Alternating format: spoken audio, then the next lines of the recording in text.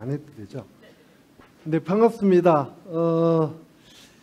여러 군데 강의를 많이 해봤는데 오늘 최고 떨리는 것 같아요. 제 인생에서 데뷔하는 것 같습니다. 강의 데뷔하는 그런 입장이 아닌가 싶습니다. 혹시 실수를 하더라도 너그럽게 봐주시고요. 또 링컨이 너무 우리 원장님께서 설명을 하셨지만은 너무 어려운 시기에 대통령이 되셨고 또 그래서 반대 세력이 많았습니다. 지금 우리 대통령들보다 더 많았어요, 반대가. 그래서 혹시 링컨이 했던 그런 이야기들 또 뭐 다른 어떤 그런 것들이 조금 내 생각에 다르더라도 나중에 이야기를 해 주셨으면 고맙겠습니다. 원래 역사라는 거는요 그런 것 같아요. 1차적인 거는 묻혀 있는 것을 캐내는 게 역사고, 두 번째는 그 캐내는 걸 가지고 해석하는 거죠. 어떻게 해석을 하느냐라는 건데, 그 해석의 관점 때문에 우리도 뭐 작년에 역사 논쟁 이런 거 지금도 완성되지 않았지만은 그런 것들이 있지 않았습니까, 그죠? 그래서 조금 너그럽게 이해를 해주셨으면 고맙겠습니다. 시간이 1시간 정도 주어졌는데요. 조금 더 늘어날 수도 있습니다. 설명이 조금 그렇게 되면은 조금 뭐 나중에 질문 시간을 좀 그렇게 하는 걸로 하도록 하겠습니다. 요 불 좀 껐으면 좋겠는데. 예. 제가 이야기하는 것은요. 사실 우리가 링컨의 리더십을 공부한다고 하지만은 어떻게 보면은 모든 사람이 다 알고 있는 거죠. 그걸 실천하지 못할 뿐인 것 같아요. 그 공자님이 이런 이야기를 했습니다. 수리부작이라고. 내가 말은 하지만은 그거 내가 쓴 거 아니야. 내가 만든 거 아니야. 라는 그런 말인데요. 저도 마찬가지입니다. 제가 조금 주제넘은 이야기를 하더라도 그 링컨의 이야기니까 그렇게 이해해 주시기 바랍니다. 이 상식론이라는 건데요. 토마스 페인이라는 미국이 알다시피 그 영국의 식민지로 있었죠. 오랫동안 식민지로 있었는데 그 미국이라는 나라가 이제 여러 가지 식민지 뭐 독립전쟁의 원인, 어떤 사람은 독립전쟁이라 그러고 어떤 사람은 독립혁명이라고 이야기합니다. 왜냐하면은 그 이제 인류의 보편적인 가치, 자유평등 이런 것들이 최초로 실현되는 정권이 바뀜으로써 이런 것 때문에 미국 독립전쟁이라기보다는 혁명이라는 말을 씁니다. 그런 상황에서 그 토마스 페인은 원래는 영국 사람인데 기자였어요. 이제 미국에 오게 되는데 그 상식론이라는 아주 그 짧은 그 팜플렛을 써냅니다.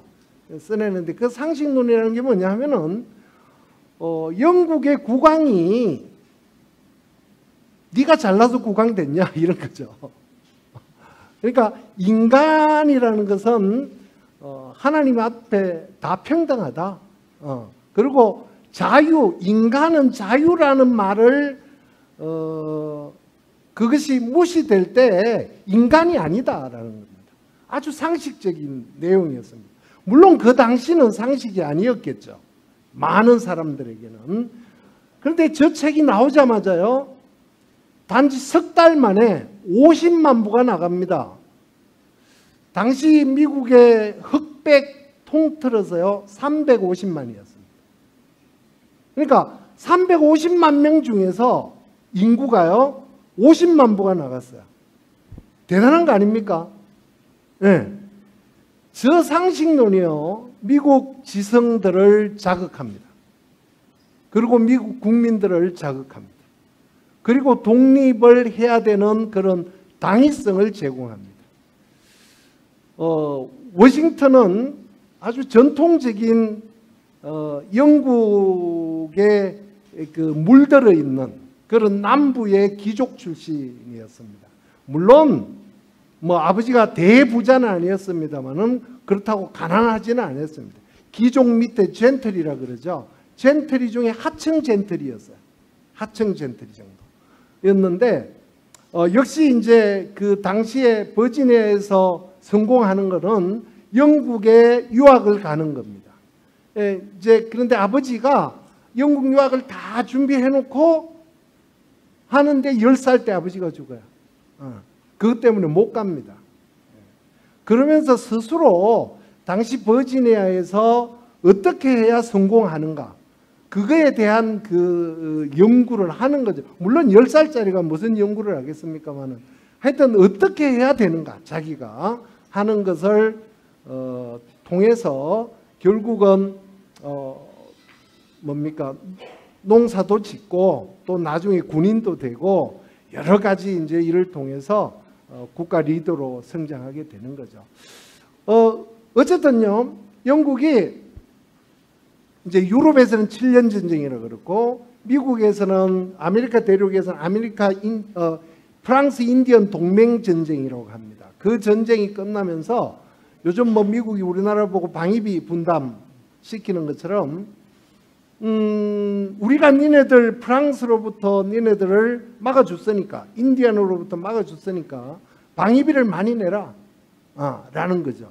근데 이제 그것을 갖다가 그냥 뭐 하는 게 아니고 합법적으로 여러 가지 법을 만들어냅니다. 설탕법이라든가 인지세법이라든가 뭐 타운센터법이라든가 뭐 거기에서 이제 나중에 보스턴 차 사건 같은 게 일어납니다만은 이제 그런 것 때문에 미국 국민들이 들고 일어나는 그런 상황이 됩니다. 그래서 당시에 이제 죄송합니다.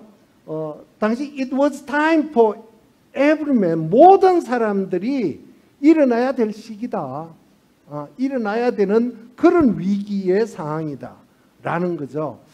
제가 오늘 링컨을 이야기하기 전에요, 이 이야기를 하는 이유는 우리나라가 지금 참으로 위로 밖으로 안으로 어렵습니다. 그래서 어쨌든 우리 국민들이 조금은 뭐 일어나는 스티어하는 것은 아니지만은 깨어 있어야 되지 않느냐, 이런 생각이 들었기 때문에 이 말을 먼저 했습니다.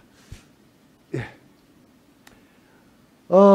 원래 제 전공은요 1920년대 미국이었습니다.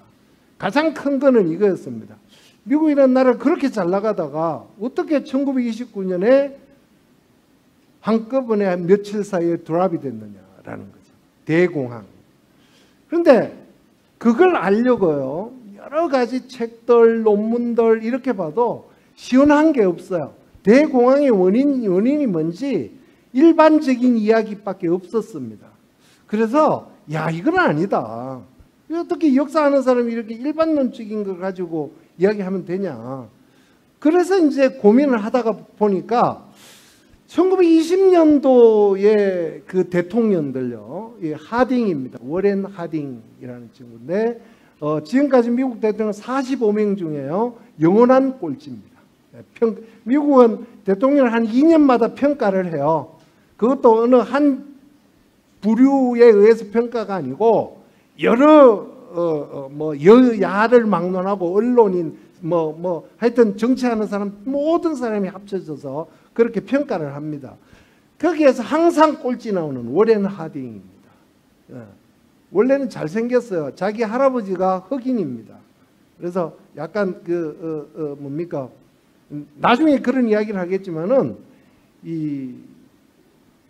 이렇게 짬뽕을 하는 게 피를 섞는 게 훨씬 더 우성이 나타날 확률이 많습니다. 그게 생물학적으로 뿐만 아니라 사회학적으로도 그렇다라는 거죠. 그럼 어쨌든 잘생겼어요. 당시 1920년대는 여성들이 처음으로 투표권이 있었던 때입니다. 어쨌든 아주 인기가 있었죠.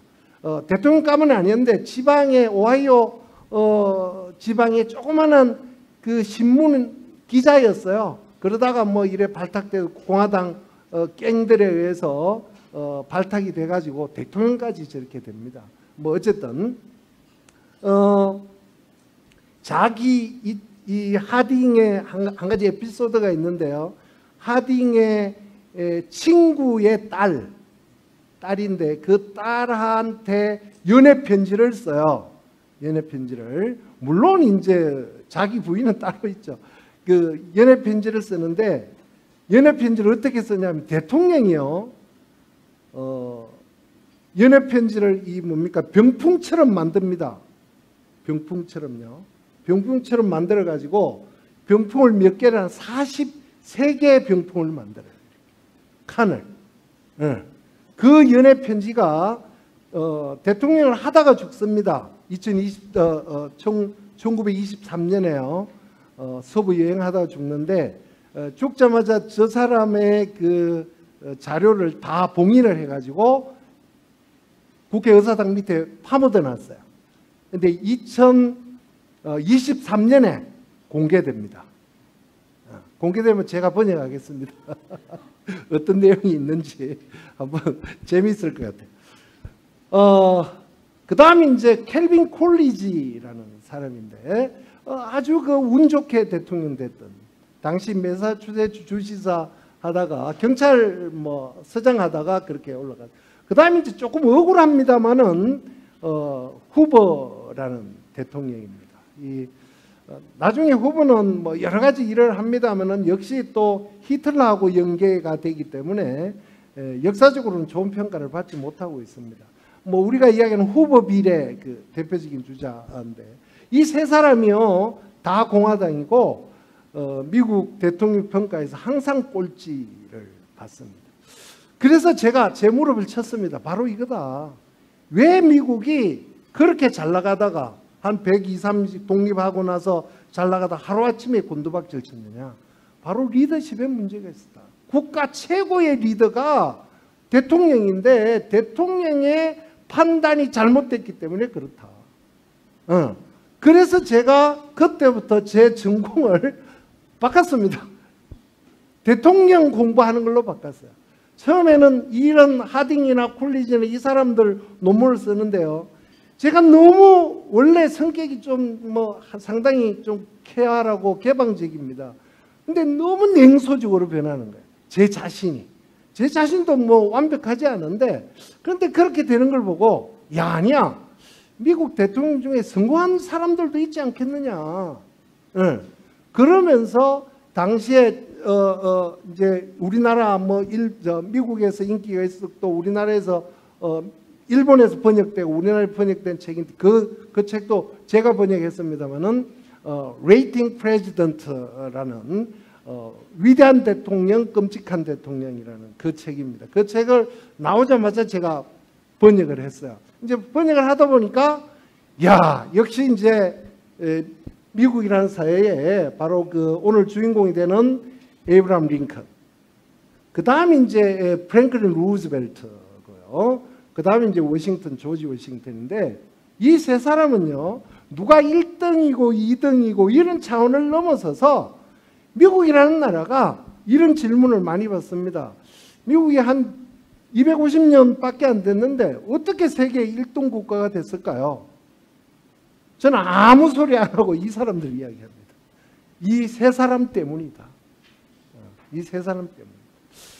우리나라가요 그런 것 같아요. 독립한 지 한 80년 돼갑니까? 70년 넘어섰는데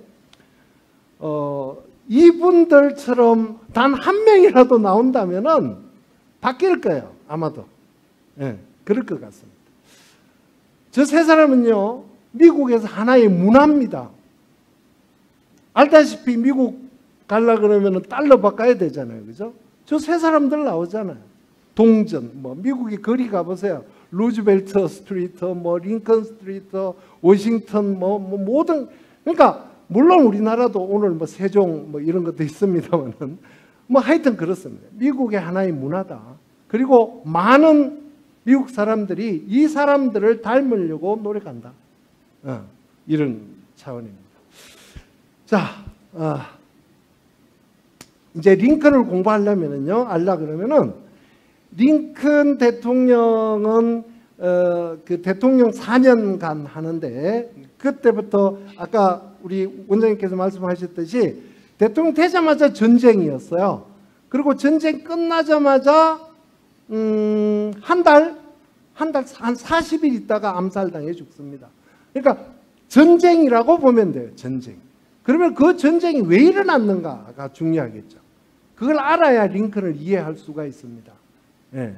그래서 여러 가지 뭐 복잡습니다만은 조금 한번 보겠습니다.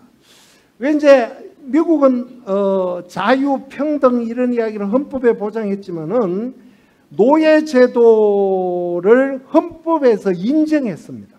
왜냐하면 재산이었어요. 재산. 그래서 개인의 재산을 국가가 관여할 수 없다라는 거죠. 나중에 링컨은 그것을 갖다가 어떠한 경우에도 그 노예제도를 악으로 보는 거죠. 그건 언젠가 사라져야 될 거라고 본 겁니다. 예. 그러니까 이제 오늘날도 그런 사례들이 많을 것 같은데, 어쨌든 헌법에서 보장된 노예제도였기 때문에 이제 가장 중요한 게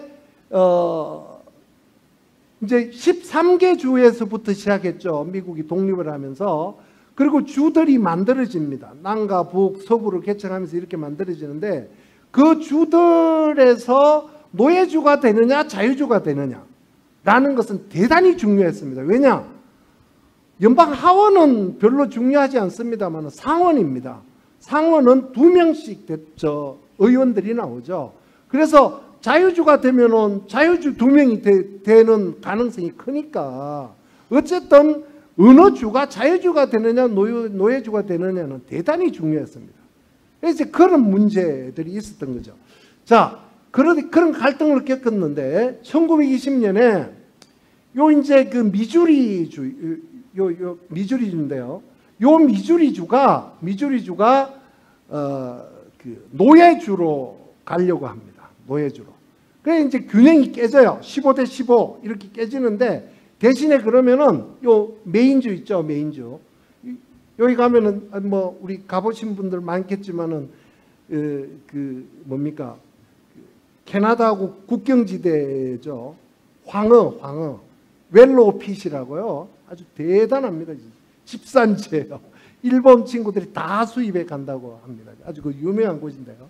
요 메인주를 자유주로 주는 거예요. 주고 대신에 요거는 노예주로 주고요. 그러고 나서 그렇게 하고 또 한 가지 계약을 맺은 게 36도 30분이죠. 요 라인선, 여기까지요. 요 라인에 입각해서 위로는 앞으로 주가 만들어지면 자유주, 아래로는 노예주로 하기로 했어요. 그리고 매듭이 지어졌습니다. 그런데 그거는 임시죠. 미봉책이었습니다. 노예제도를 없애는 게 아니었어요. 네.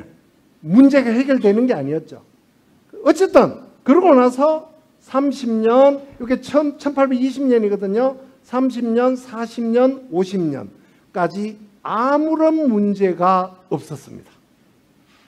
물론 50년대 후반에는 이제 문제가 됐는데, 문제는 뭐냐 하면요. 바로 멕시코 전쟁이었습니다. 멕시코 전쟁. 이게 이제 1844년 대통령의 포크라는, 대통령 이름이 포크예요, 포크. 포크라는 대통령이 아주 지금 트럼프 대통령이 누구 닮았느냐? 포크 대통령 닮았습니다. 아주 많이 닮았어요. 아주 호전적이고 남 고려하지 않습니다. 이민족 고려하지 않아요. 그냥 인디언들이고 뭐 그냥 밀고 가는 그런 스타일. 포크 대통령. 트럼프하고 너무너무 많이 닮았습니다. 이 땅을 뺏는 거예요. 이제 전쟁을 통해서 이 땅을 뺐습니다. 이 땅을 뺐는데 문제는 이 땅들이 거의 다 뭡니까? 요 미주리 타협 선에 타협 컴프로마이즈의 위쪽에 있다는 거죠. 이래 되면 남부로서는 노예주를 가지고 있는 노예주로서는 엄청난 손해겠죠. 그죠? 그러니까 이제 문제를 삼는 거예요. 여러 가지로. 뭐 소위 말해서 의회를 통해서 문제들이 삼아집니다. 그래서 이제 그런 갈등들이 1950년 타협으로 나옵니다. 1950년 타협. 다시 한번 이제 문제가 돼요. 요 파란색은 자유주입니다. 붉은색은 노예주예요. 요 이제 주황색 주, 요거는 뭐냐면은 포퓰러 서버린티 해가지고 주민주권, 이제 새로운 개념을 집어넣어요. 주민주권. 주민들이 투표를 해서 너희네들이 자유주가 될 건가 노예주가 될 건가를 결정해라. 그거는 이거에 관계없이, 그러면 먼저 결정을 했던 것을 무시하게 되는 거죠. 그죠? 이러니까 북한이 아니고 북쪽에 있는 자유주 애들이 이 1850년 타협에 대해서 너무너무 싫어했습니다. 그런데 이제 찬성을 한 이유는 전체적으로 캘리포니아도 북쪽으로 오고 또 여기 유타주도 결국 북쪽으로 오게 되고, 그러니까 상원에서 표가 더 늘어났어요. 그래서 오케이 했습니다. 이제 문제는 뭐냐? 거기에 요 남부를 달래기 위해서 요 법이 만들어집니다. 도망노예 체포법에, 도망노예, Fugitive Slave Act라는 도망노예. 그때는요, 언더그라운드 레일로드라고 해서 지하철도, 이제 남부에 있는 노예들이요 북쪽으로 도망갑니다. 예, 도망가는데 그 도망가는 그런 것들을 많은 사람이 도와줘요. 이제 거기에서 우리 베스트셀러인 바로 톰 아저씨 오두막집이라는 그 배경이 이런 데서 나오는 겁니다. 그래서 이제 도망을 가는데 그 도망을 가는 노예를 누구든지 잡으면 150달러. 당시에요. 한 사람당. 그러니까 이게 수입이 되지 않겠습니까? 예. 그러니까 북부에 엄청난 불만을 사게 되는 그런 결과를 가져왔습니다. 자, 그런데요, 이제 어떤 일이 벌어지냐면요, 1852년에 미국의 대통령이 프랭클린 피어스라는, 어떤 사람은 퍼스라고 하고 또 피어스라고 하는데, 피어스라는 대통령이 됩니다. 그런데 정말 그 리더십이라는 것은 바닥이고 대통령이 될 수 없는 그런, 아까 하딩과 같은 그런 사람입니다. 물론 정치줄을 잘 타요. 잭슨 민주당이 만들어질 때 그 선을 계속 입안하지 않았기 때문에 민주당으로부터 열성당원이라는 이런 칭호를 받아서 대통령으로 됩니다. 당시는 이미 보스 정치가 아주 만연했던 때였죠. 그러니까 그 보스의 말을 잘 들으면은 대통령까지 올라가는 그런 단계였습니다. 그런데 이제 대통령이 되고 나서 당시 그 대통령하고 남부의 그 피어스는 북부, 제가 기억이 잘 안 나는데 북부 출신입니다. 북부 출신인데 요 남부 대통령, 아까 원장님께서 말씀하셨던 제퍼슨 데이비스입니다. 이 미시시피주 상원이었는데 이 사람이 가장 힘 있는 보스였습니다. 민주당의 보스였는데 당시에 뭐가 만들어지냐면은 대륙간 횡단철도 타보셨죠? 아주 대단합니다.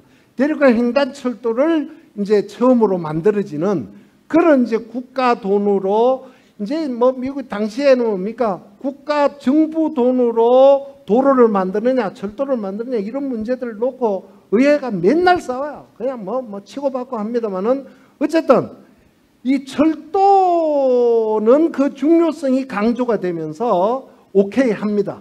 남과 북 모든 사람이 오케이를 하면서, 그러면 어디로 놓을 거냐? 제가요 사는 곳이 세종입니다.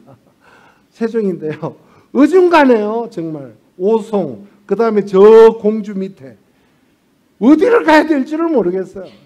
당시 정책을 결정하신 분들이 정말 국민은 생각 안 하고 결정한 거예요.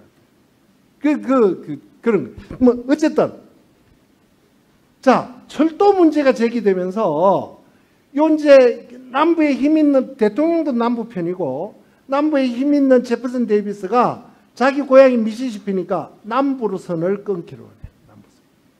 남부선을 끊으면서 태평양까지 가기를 원하는데, 그걸 가려면은 요게 이제 게저던이라는 곳인데요. 게저던 그 폴체이스라는 곳인데요. 요게 멕시코 땅이었습니다. 리오그란데 강 남쪽에 있는 땅인데 그걸 미국이 사들여야 돼요. 근데 외국으로부터 땅을 사들이려면 연방의회에 동의가 있어야 되겠죠. 그런데 이제 거의 다 동의를 했는데 누가 반대하느냐면은 스티픈 더글라스입니다. 바로 링컨의 상대역이죠. 이 더글라스는 고향이 일리노이입니다. 일리노이. 그래서 당연히 중부선이 끊기기를 원하는 거죠. 그리고 자신은 다음 대통령이 되려고 합니다. 그런 거를 해가지고 하려고 하는 거죠. 그것 때문에 이제 갈등을 겪다가 그러면은 이제 당시 대통령이 피어스가 너무 약해요. 의원들에게 이 제퍼슨 데이비스도 그렇지만은 이 스티븐 더글라스에게 그야말로 대통령이 의원에게 좀 뭐라 그럴까 굴복하는 그런 상태였습니다. 그런데 이제 이 제퍼슨 데이비스하고 피어스라는 조금 이따 보여드리겠습니다만 그 대통령하고는 친구였어요. 친구라서 이 어쨌든 뭐 모든 여론조사는 중부선이 끊기를 원하지만은 이 자기 친구 데이비스가 남부선을 끊기를 원하는 것을 대통령이 마치 자기 일처럼 게저던 구입을 하려고 노력합니다. 연방 돈을 들여가지고 대통령이. 그러니까 국민의 여론에 반대하는 그런 정책을 하려고 하는 거예요. 그걸 이제 이 더글라스는 그걸 이용해 먹는 거죠. 이용해 먹으면서 그러면은 요 이제 새로 얻은 요거는 1803년에 제퍼슨이 나폴레옹한테 산 땅입니다. 그 땅이 개발되면서 요 네브라스카 준주를 연방 그 뭡니까 주로 성격을 시키자. 대신에 요거 북쪽 네브라스카는 당연히 자유주가 되고 남쪽 반 잘라 가지고요. 요 캔자스 이제 남북 전쟁이 일어나게 되는 배경이 여기에 있습니다. 캔자스를 아까 이야기했던 바로 주민 주권 내 맡기자 이렇게 됩니다. 이제 그게 뭐냐 하면은 네브라스카법이에요. 캔자스 네브라스카. 그게 핵심입니다. 캔자스 네브라스카법의 핵심이죠. 자, 저 법이요. 반대하고 뭐 엄청나게 북부에서 뭐 당시 휘거당 새로 만들어진 뭐 공화당 여러 당들이 반대를 합니다. 그런데 이제 대통령이 밀어붙여요. 어떻게? 기브앤테이크 하는 거죠. 게저던을 주는 대신에 네브라스카를 받는 겁니다. 그 법을 서로 바트제를 하는 거예요. 국민에 관계없이 권력청에서 서로 주고받습니다. 자, 그렇게 되니까 법으로 통과되니까 어떤 일이 벌어지냐면요. 요거는 당연히 자유주가 됐죠. 요 옆에 이제 캔자스가 자유주가 될 건가 노예주가 될 건가를 주민들이 투표를 할 거 아닙니까? 6,000명인데 당시 인구가 6,000명이었어요. 표가 6,000명인데 지금처럼 주민등록 이런 게 뭐 확신이 있으면은 아무 문제가 없지만은 당시는 뭐냐면요. 아무나 와서 찍으면 됩니다. 아무나. 그래서 어떤 일이 벌어졌냐면요. 요 옆에 있는 미주리 있죠, 미주리. 그죠? 요 미주리가 노예주입니다. 여기에서 대거 이동해버려요. 만 선거인 날, 그냥 노예주 사람들이 다 들어옵니다. 다들. 그리고 자기들이 이쪽으로 들어오는 뉴욕이나 이쪽에서 오는 사람들을 이 국경선에서 막아요. 못 들어오도록. 그러니까 자유주 사람들은 막고 노예주 사람들만 들어오게 하는 거예요. 당연히 결과가 어떻게 되겠습니까? 노예주가 이기겠죠. 노예주가. 그런 일이 벌어집니다. 자, 아까 죄송합니다. 아까 이야기했던 프랭클린 피어스입니다. 잘생겼죠? 미국 대통령 중에 가장 잘생겼다 그래요. 지금까지 가장 핸섬한 사람이라고 그럽니다. 나중에는 자기 아들 3명이 있는데 아들 3명이 다 죽어요. 아들 3명이 가장 불행한 인간으로 뭐 대통령으로 됩니다만은 아까 원장님께서 말씀하셨던 이 뷰캐넌이라는 미국 대통령 중에 유일한 총각입니다. 총각 대통령이에요. 총각 대통령. 뭐 요즘 뭐 DNA를 조사해서 게이라는 말도 있습니다만 잘 모르겠습니다. 어쨌든 자, 이 그림을 한번 볼게요. 강제로요 노예제도를 목구멍으로 집어넣고 있어요. 자유 토지자들에게 막 입을 벌려가지고 집어넣습니다. 요 사람은 요 사람이고요. 요 사람은 뷰캐넌입니다. 대통령이 도와주는 거죠. 당시 신문인데 아주 재미있습니다. 자, 아까 얘기했던 국경선에서요, 루팡, 아주 그 깡패들이, 노예를 찬성하는 깡패들이 그 투표하러 오는 사람들을 죽여버리는 이런 사건이 벌어집니다. 그래서 그것뿐만 아니고, 총 요 겐자스 혼란, 뭐 대혼란인데 이 혼란으로 56명이 죽습니다. 56명이 죽어요. 물론 이제 노예를 찬성하는 사람, 반대하는 사람, 뭐 다 함께 그렇습니다. 자, 이런 사건이 일어나고요. 의회에서도 일이 벌어집니다. 의회에서도.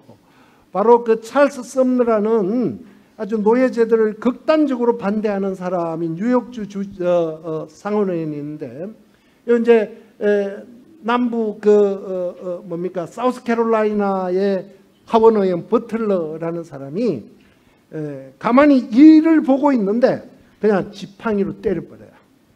폭행을 합니다. 그리고 저것 때문에 5년 후에 돌아옵니다. 5년 동안 뭐 그렇게 고통을 겪습니다만, 하여튼 의회에서도 이런 사건이 벌어집니다. 이제 문제는 뭐냐? 아주 중요한 거였는데요. 당시 노예 해방 어떤 그런 협회들, 또 북부의 뭡니까 리버레이터라는 그 신문 기자들, 이런 사람들이 이 스콧이라는 드레드 스콧인데요. 이 스콧이라는 노예가 네가 노예인지 아닌지를 연방 대법원에 판결을 받게 했어요. 그런데 이제 물론 그런 그 여러 가지 그 준비 과정을 통해서 대법원까지 올라왔습니다. 올라왔는데 이 사람이 주장하는 것은 그거예요. 원래는 그 뭡니까 미주리 노예였죠. 그런데 위스콘신으로 올라가서 자유주가 돼요. 자기 주인 의사 군의관이었는데 의사를 몇 년간 자유주가 됩니다. 그래서 자유인이 된 거예요. 그런데 그 양반이 다시 노예주로 왔어요. 그러니까 다시 노예냐 아니냐 논쟁입니다.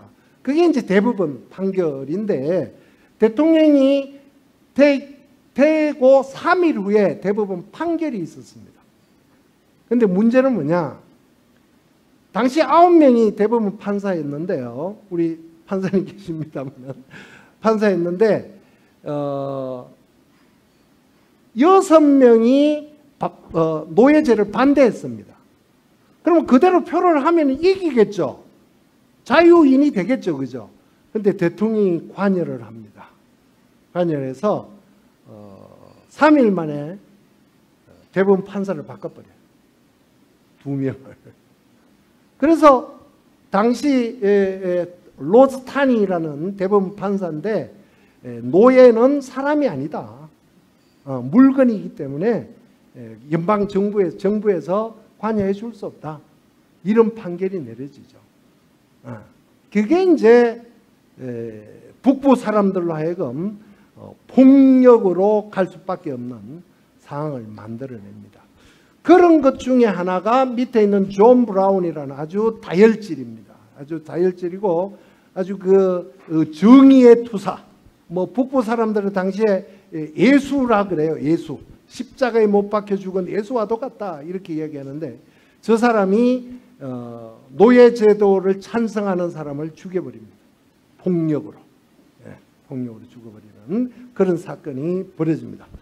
자, 어쨌든요, 이것의 핵심은, 이 장의 핵심은 링컨 대통령이 되기 전에 뷰캐넌과 피어스는 너무너무 국가 전체의 대통령인데, 물론 자기를 뽑아준 사람은 남부고 민주당이었지만은 어쨌든 대통령이 되고 나서는 국가 전체 아닙니까? 북부 사람들도 자기의 국민이고 한데 모든 정책을 남부만을 듣습니다.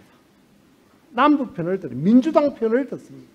그래서 당시에 언론이 뭐라 그러냐면은 도페이스, 북부에 살면서 남부인들의 말을 말랑말랑하게 듣는 사람들, 이렇게까지 이야기를 합니다. 이제 욕하는 거죠. 자, 그래서요, 제가 이걸 한 일주일 전까지만 해도 잘 많이 써먹었는데, 일주일 전에 칼럼을 보니까요, 매기 효과는 가짜다, 뭐 이런 칼럼이 나와서 잘 모르겠습니다만은, 오늘 점심 추어탕 드신 분 있으세요? 이 추어탕인데요, 남원에 가면요 추어탕집이 쫙 있습니다. 추어탕집이 쫙 있어요. 쫙. 한 50개, 100개 정도가 되는데, 그 중에 한 집은요 사람들이 많습니다. 그리고 원조라고 하고 맛있습니다. 추어탕이. 그래서 이제 거기를 가보면요, 이 추어탕 그 어항에 메기를 집어넣어놨어요. 메기를 집어넣어가지고, 이 메기가 미꾸라지 잡아먹으면 몇 마리 잡아먹겠습니까? 아마는. 어쨌든 안 잡아먹히려고 돌아다니면서 운동을 많이 한다는 거죠. 자, 피어스는요, 강렬히 원했습니다. 압도적인 우위를, 자기 자신의 민주당을 상대당에 비해서. 진짜 정책적으로도 그랬습니다. 모든 정책을 그렇게 했습니다. 가장 대표적인 게 아까 보여줬던 계저던 구입에 있어서 그랬습니다. 자, 이런 겁니다. 외적 경쟁력, 예를 들어서 민주당이 바깥에는 공화당이었겠죠. 외적 경쟁력이 약하면 약할수록, 상대방이요 압도적으로 이겨서 약하면 약할수록 그 내적 분산, 분리, 파괴의 위험은 더 커진다. 적어도 당내에서. 국가적으로도 마찬가지다. 어떤 조직도 마찬가지인 것 같아요. 한 나라는요, 가장 위험합니다. 언제 위험하느냐? 반대가 충분히 없을 때. 예, 반대가 없을 때. 반대가 있으면은 기분 나쁘죠. 근데 반대가 없을 때 그 조직이 망한다. 제너럴 일렉트릭의 지휘의 회장이었던 잭 웰치가요, 이런 회의를 했다 그래요. 오늘 내가 했던 이야기를 내일 아침에 똑같이 하는 간부는 오지 마시오. 오지 마시오. 다른 말 해라. 이런 거죠. 예. 그 이제 똑같은 말이에요. 이 버지니아대 미첼 홀트라는 사람이 2016년에 쓴 책에서 제가 베낀 겁니다. 자, 어쨌든요. 그래서요, 아주 위험한 게 바로 이겁니다. 이 건친상간교배 정식이라는 건데, incestuous라는. 이 건친상간을 하면요, 우선은 좋은 거죠. 그런데 시간이 지나면은 열등인자가 나타납니다. 로마가 1200년 동안 성행을 하는데요, 로마가 전반기에 발전하는 것은 학연, 지연, 혈연, 종교, 피부색 가리지 않습니다. 로마에게 도움되는 사람은 무조건 시민권을 줘요. 그런데 200년 마르쿠스 아우렐리우스 이후부터는요, 영화 글라디에이터 보셨죠? 그 이후에는 그때부터는 피를 따집니다. 네, 출신 성분을 따져요. 그러면서 망해가는 거죠. 하여튼 역사적으로도 그렇습니다. 그러니까 이제 우리는 제국이라고 이야기할 때, 제국을 너무 우리는 일본 애들한테 당한 것 때문에 나쁜 의미로 쓰이는데, 역사적으로 제국은요 위대한 겁니다. 그 제국이 될 때는 바로 개방적이고 뭡니까? 오픈되어 있습니다. 제국이 망할 때는요, 편협해지는 거예요. 네. 자, 제가 사는 세종 논산, 제 학교가 있는 논산에 가면은 우리나라 닭 중에서 유일하게 전형기념물이 하나 있습니다. 바로 오골개라는 건데요. 이 오골개 사장님이 아주 제가 젊었을 때부터 봤습니다. 국민일보 사회부 기자 하다가 저 가업을 이어받아야 된다고 기자직 때리치고 와서 저희를 하시는데, 아니 하루 종일 뭐 해요? 이 일 한대요. 뭐 하냐면요, 같은 그 뱃속으로 나온 달걀에서 나온 뿅알이 있잖아요, 그죠? 그거 구분시키는 거예요. 네. 구분시키는 거예요. 그래서 이 다른 달걀에서 나온 뿅알이하고 이렇게 섞어는 그 일 한답니다. 안 그러면요, 쟤들이 바보가 된대요. 제 차가 소나타입니다. 소나타 중에 하이브리드예요. 하이브리드 하기 전에는 연비가 한 10 정도 나오다가 지금은 한 20 정도 나옵니다. 한 달에 한 6만 원밖에 안 들어가요. 자, 한 달이 맞네요. 일주일에 6만 원. 이게 짬뽕이죠, 전기랑. 비욘세입니다. 피가 5종류가 있습니다. 네, 5종류. 미녀죠, 그죠? 자, 지금 망했습니다만은 세계적인 미녀들이 가장 많은 곳, 베네수엘라의 미녀들입니다. 뭐 이런 이야기 하니까 베네수엘라에 성형수술이 많이 유행한다 이러는데, 어쨌든 베네수엘라는 피를 섞습니다. 어쨌든 그런 상황입니다. 이제 링컨의 이야기를 해야 되겠네요. 시간이 너무 많이 안 갔나요? 네, 조금 빨리 가겠습니다. 아까 소리부작이라고 했지만은 아마 박현모 고수한테 이 책의 주인공인데요. 아마 이야기를 들었을 겁니다. 이야기를 많이 또 보신 분들이 있을 거고, 세종 가지고 아주 대단히 연구를 많이 했고, 저랑은 한 15년씩입니다. 이분은 이제 세종을 전공했고, 저는 링컨을 공부하면서 닮은 점이 참으로 많더라고요. 그래서 그 중에 이제 최근에 쓴 책이 세종의 적솔력이라는 책인데요. 제가 감명을 받아서 그 책을 보고 링컨의 리더십을 연결해 봤습니다. 네. 그래서 아까 말씀드렸던 제 책이고요. 조금 빨리빨리 갈게요. 자, 세종의 리더십 중에요, 과미신계라는 말이 있습니다. 이게 뭐냐면은 아름다움을 과장하는 것을 멀리해라. 너 자랑하지 마라. 너. 공자도 그러죠. 리더가 진정으로 리더가 되는 거는 다른 사람 뒤에 가서 서는 거야. 그런 이야기 합니다. 이 세종도 마찬가지고 링컨도 마찬가지입니다. 일본의 유명한 마사지 고노스케도 그런 이야기를 하는 거죠. 당시 링컨은 나는 교육에 대한 열정을 자극하는 것은 아무것도 없었다. 그저 읽기 쓰기 세마기 정도가 고작이었고, 나는 이 정도 할 수 있었고, 그게 전부였다. 우리 집은 이류 가정이 맞다. 요렇게 이야기했습니다. 아주 솔직 담백한 거죠. 죄송합니다.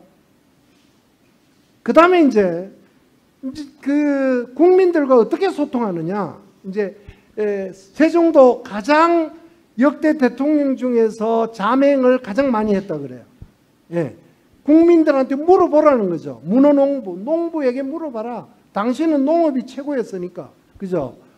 이제 링컨도 마찬가지인데, 톰 피터스라는 사람이 MBWA라는 그런 리더십을 이야기해요. 잠깐 시간이 없습니다만 한번 보겠습니다. 이는 고객을 직접 만나고 공급업자를 직접 만나고 부하 직원들과 직접 만나는 것을 말한다. 이로써 혁신을 조정하고 조직의 모든 구성원들에게 가치를 제시하는 것이다. 다시 말해 가치를 경청하고 조장하며 가르치고 강화하는 것이다. 이것이 리더십이 아니고 무엇이겠느냐. 바로 링컨은 그런 리더십을 가지고 있습니다. 나는 이렇게 많은 사람을 만나는 것을 여론 목욕이라고 한다. 링컨은요, 대통령이 되자마자 백악관을 개방합니다. 네, 진짜 개방해요. 라인이 없어요. 백악관 2층까지 일반 사람들이 올라옵니다. 네, 개방했습니다. 자, 뭐 어쨌든 위기의 시대에 국민의 목소리는 하나님의 목소리와 버금간다. 예, 링컨이 한 아주 위대한 말 중에 하나입니다. 그 다음에 여기 이제 문헌홍보에 대한 이야기인데, 이게 이제 링컨이 대통령이 되고 나서 4년 동안 돌아다닌 이 숫자예요. 요때는 조금 아팠고요. 요때는 아들이 죽고요. 요때도 또 어떤 사건이 있었습니다. 요거 말고 한 평균 한 달에 20일 정도를 전쟁 현장에 돌아다닙니다. 조선소에, 무기 제조소에. 예, 링컨이 전쟁에 돌아다니는 그런 장면입니다. 자, 여지소위 밑에 사람들하고 관계인데요. 너를 믿는다 말 한마디가 세상을 바꿔놓는다. 당신 믿어. 예? 당신 믿어. 이런 거죠. 자, 여기까지만 읽겠습니다. 사람의 행동은 어떻게든 다른 사람에게 영향을 미친다. 그러므로 설득, 친절, 칭찬, 그리고 상대방을 배려하는 겸손한 태도가 필요하다. 한 방울의 꿀은 한 통의 쓸개즙보다 더 많은 파리를 잡는다. 이게 링컨의 리더십입니다. 네. 링컨은 남북전쟁을 승리로 이끈 최초의 장군인 그랜트, 바로 링컨 다음에 대통령이 되죠. 우리 $50의 주인공이요. 이 그랜트에게 별로 그렇게 치지 않았어요. 왜냐하면 그랜트는 막 술도 먹고 뭐 하여튼 여자 문제도 있고 복잡했습니다. 네? 그래서 링컨이 별로 안 쳤어요. 그런데 이 사람이 승리를 하거든요. 승리를 하는 거 보고 이런 이야기를 합니다. 당신과 내가 이전에 개인적으로 만난 적이 있는지 잘 모르겠다. 근데 당신을 나는 그렇게 희망도 하지 않았다. 혹시 전투에서 실패하지 않을까 하는 두려움이 있었다. 그러나 이제 나는 당신이 옳았고 내가 잘못됐다 라는 것을 솔직히 인정한다. 당신에게. 그랜트가 저 편지를 받고 감동합니다. 네. 그래서 이제 전쟁 승리로 이끌어가는 거죠. 네. 유심간택입니다. 아주 중요한 건데요. 링컨이요, 대통령이 되자마자 인선을 합니다. 우리 지금 현재 대통령님도 역대 가장 탕평 인사를 그러는데, 링컨은 진짜 탕평 인사였습니다. 예? 상대당인 민주당, 또 옛날에 망했던 휘그당, 또 미국당, 또 노나칭당, 뭐 여러 정파들을 그 중에서 최고의 사람들을 뽑습니다. 그래서요, 당시 시카고 트리뷴 기자 조셉 메딜이라는 사람이 어떻게 당신은 정적과 적수로 내각을 구성했습니까? 이렇게 이야기하니까요, 링컨이 그 자리에서 이런 말을 합니다. 이 나라는 위기에 처해 있습니다. 전쟁이 위기겠죠. 우리 내각에는 이 나라에서 가장 강하고 유능한 사람을 필요로 합니다. 나는 상황을 잘 살펴보았고 이들이 가장 유능하다는 것을 알았습니다. 그래서 나는 이 나라에서 그들의 봉사를 빼앗을 수 있는 권한이 없습니다. 대통령 말이에요. 그래서 자기하고 가장 경쟁이었던 역대 미국 국무장관 중에 최고입니다. 윌리엄 시어드 국무장관으로 임명합니다. 그 다음 사사건건 아주 강경파였는데 셀몬 체이스라고 링컨에게 도전하는 사람이었는데 재무장관으로 임명합니다. 그 다음 이제 스탠튼, 링컨 보고 아주 당시 최고의 1840년, 50년 최고의 변호사였죠. 그리고 전 피어스 때하고 뷰캐넌 때 장관했던 민주당 출신이에요. 이 사람을 전쟁 장관으로 임명합니다. 네. 죄송합니다. 그래서 이 유심간택이라는 오로지 사람을 뽑는데 신경 써야 된다는데, 아까 얘기했던 근친상간 교배 정신이에요. 리처드 탈러라는 사람이 넛지라는 책을 썼어요. 이 책이 2009년에 나왔습니다만은 2017년에 노벨 경제학상 받았습니다. 네. 거기에 보면은 경제적 활동이라는 것은 단순히 돈 숫자에 의해서만 좌우되는 게 아니다. 사람의 리더의 판단에 의해서 적용된다. 경제라는 것이. 그래서 이런 거예요. 리처드 탈러가 이런 말을 씁니다. 같은 편 사람끼리 동일한 의견만 서로 강화시켜 결국 판단 착오에 이르게 된다. 이게 이제 경제가 그렇다는 거예요. 그래서 노벨 경제학상 받았습니다. 이 사람이. 나는 대통령에 당선되자마자 이 무거운 짐을 나누기 위해서 나와 다른 생각을 가진 사람들의 지원이 절대적으로 필요하다는 것을 느꼈다. 이런 이야기를 하는 거죠. 자, 링컨에 반대되는 사람입니다. 프랭클린 피어스, 제임스 부캐넌, 리차드 닉슨요. 리차드 닉슨 아시죠? 쫓겨났던. 그 다음 존 F 케네디. 바로 피그만 사건 때문에. 그런데 이 케네디는요, 피그만 사건으로 배웁니다. 자기가 잘못됐다는 거. 그러고 나서 철저한 판단을 해요. 그리고 위대한 대통령 반열에 올라가는 거죠. 그러니까 누구나 실수할 수 있죠. 그런데 그거부터 배우느냐 안 배우느냐 이런 게 중요한데 사실 케네디는 그런 사람이에요. 자, 사이미성이라는 건데 목표입니다. 이 링컨은 연방을 유지하는 게 목표였습니다. 연방을 유지하는 게. 그러니까 노예 해방은 링컨의 목표가 아니었습니다. 물론 언젠가 없어져야 될 거라고 본 거죠. 네. 그리고 이거는 방법인데 이런 거예요. 목표를 달성하는 방법인데요.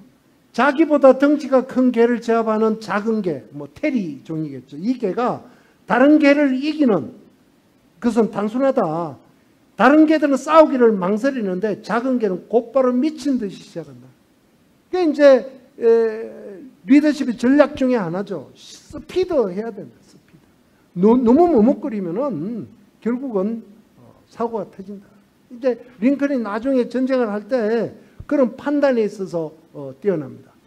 자, 이제 이것도 너무너무 중요한 건데요. 독단 위지라는 건데, 뭐 우리나라 말로 물론 한자입니다만은 뭡니까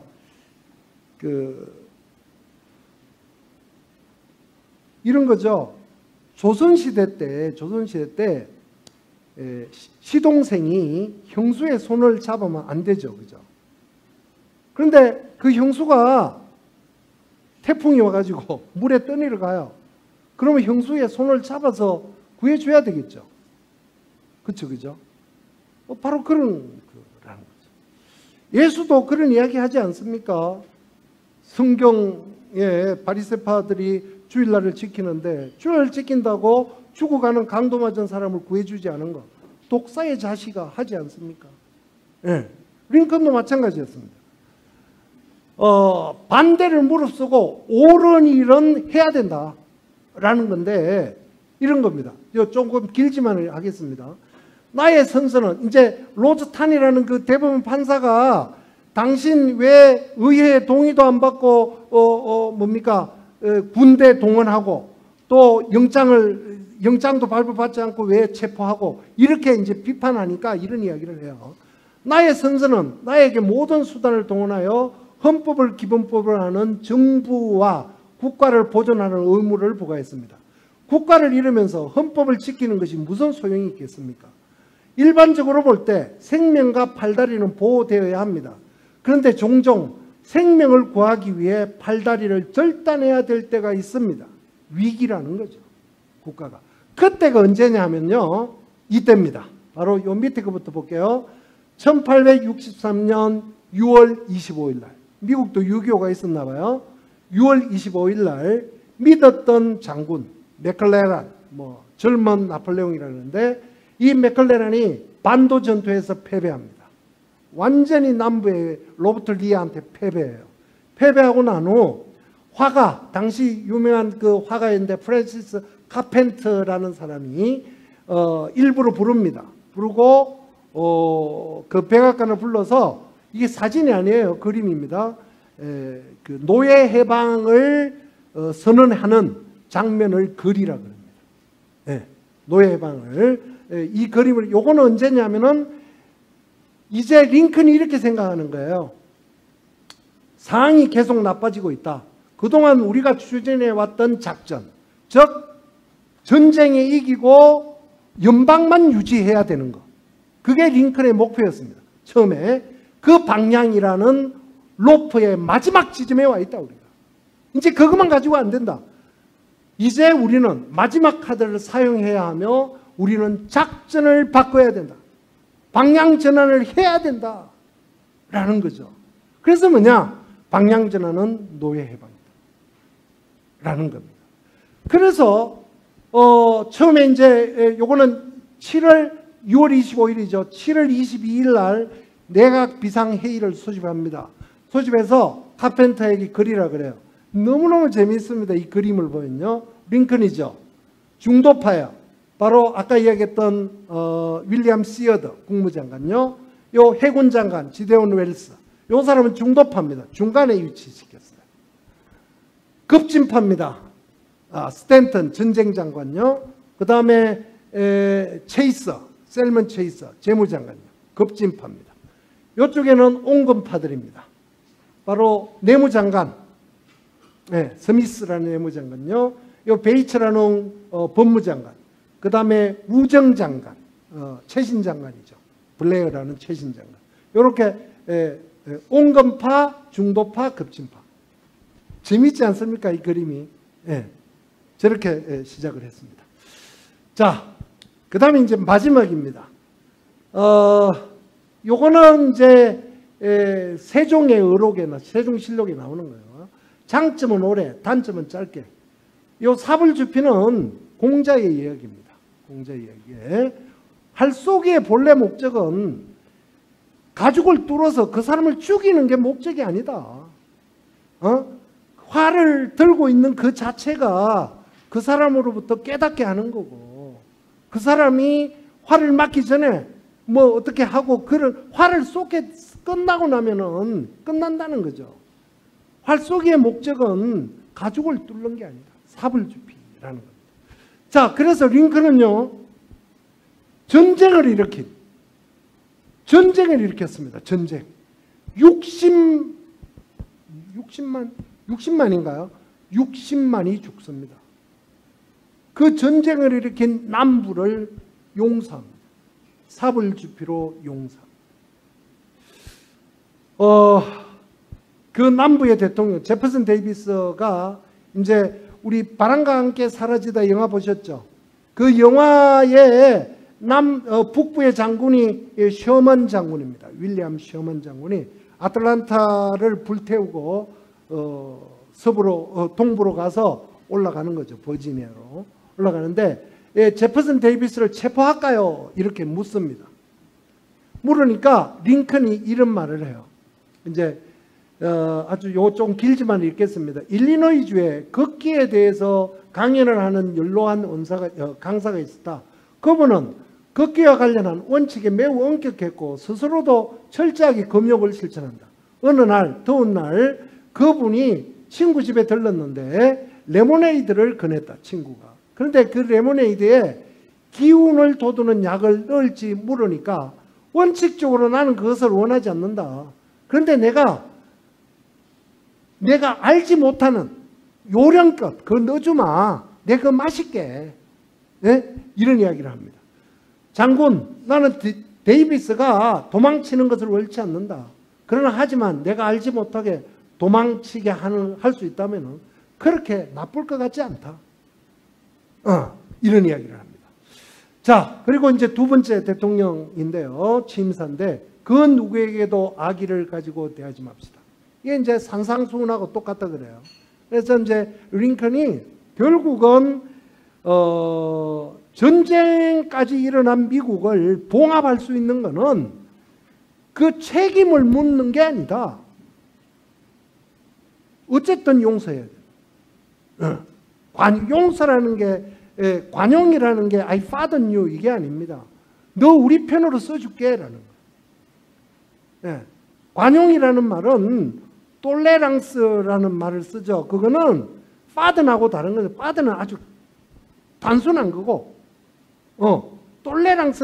토러런스라는 관용, 너 우리 편으로 써줄게. 너 세금 내고 너 군대 가. 똑같이 이런 뜻이에요. 링컨은 그걸 실시했어요. 이런 링컨은요, 아까도 얘기했듯이 미국의 문화유산입니다.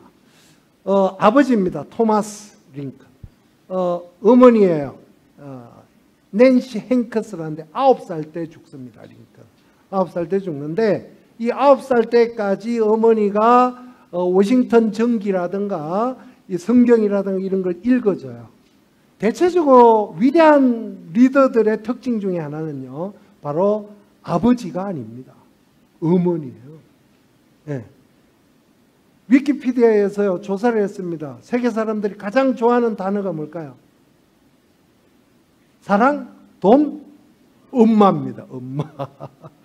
많이 들어보셨죠? 그러면 두 번째는 뭘까요? father?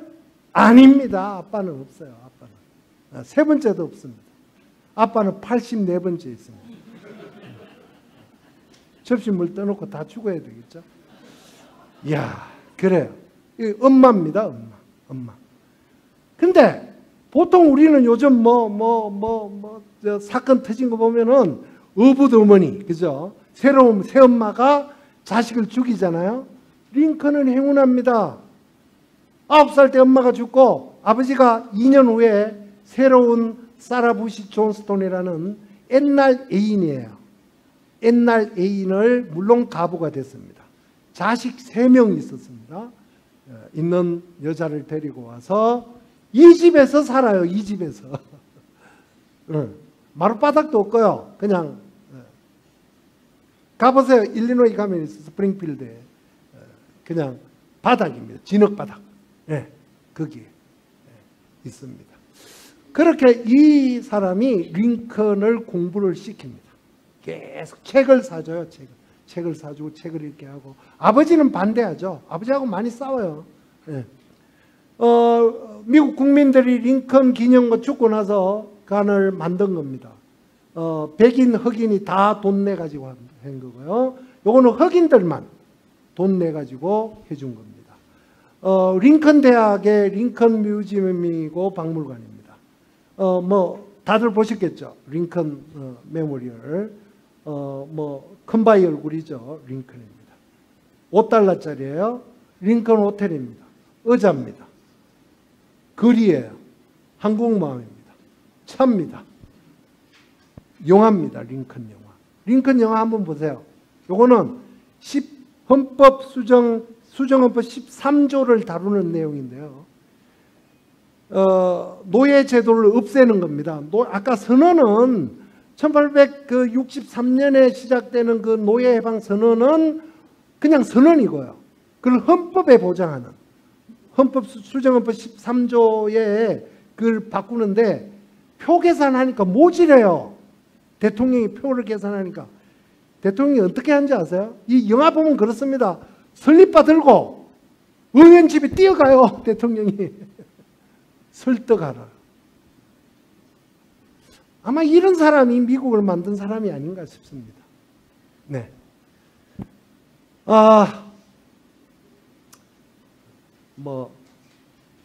흉어는 기에 쓰지만 행하는 것은 좋다.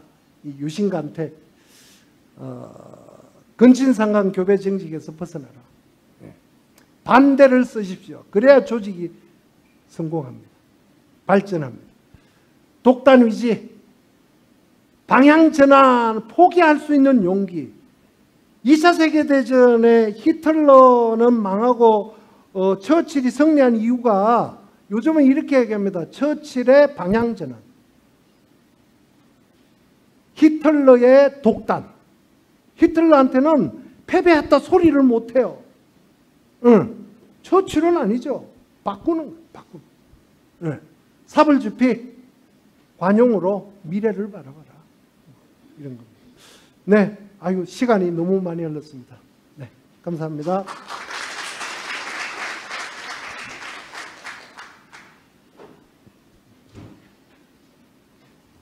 네.